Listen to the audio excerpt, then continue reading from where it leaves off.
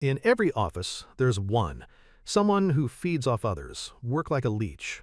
Ours was Clara, smooth-talking, perfectly dressed, always hovering at the edge of someone else's project until the moment of presentation.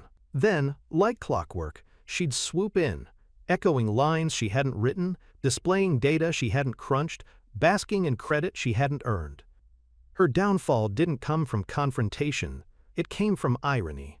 I had been compiling a major report for weeks, the kind that could secure promotions.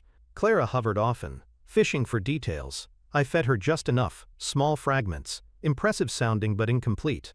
I let her believe she'd stolen the crown jewels. At the presentation, she struck. Slick as ever, she strutted in with a USB, uploaded the finished report, and launched into a speech peppered with stolen phrases. Management leaned forward, nodding, impressed. For a moment I worried she'd succeed again. But then, the reversal. Because the numbers she stole weren't just incomplete, they were inverted. Ratios flipped, graphs skewed. Without the corrective context, her pitch collapsed into absurdity. The questions came fast. Why does this chart contradict last quarters? How does this model predict negative revenue growth? Clara stumbled, sweat beading on her perfect mask. She blamed, quote, technical errors, scrambled to adjust slides, but every tweak dug her deeper. I let her burn for a moment, then raised my hand. Calm, measured, I said, if I may, there's a corrected version.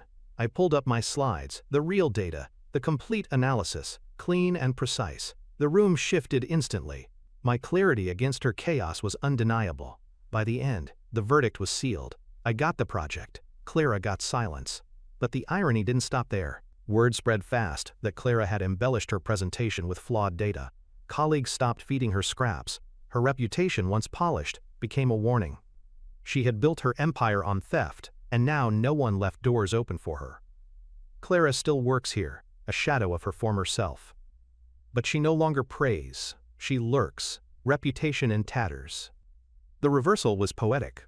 She'd stolen so many voices that when it mattered most, the only words left were the ones that betrayed her.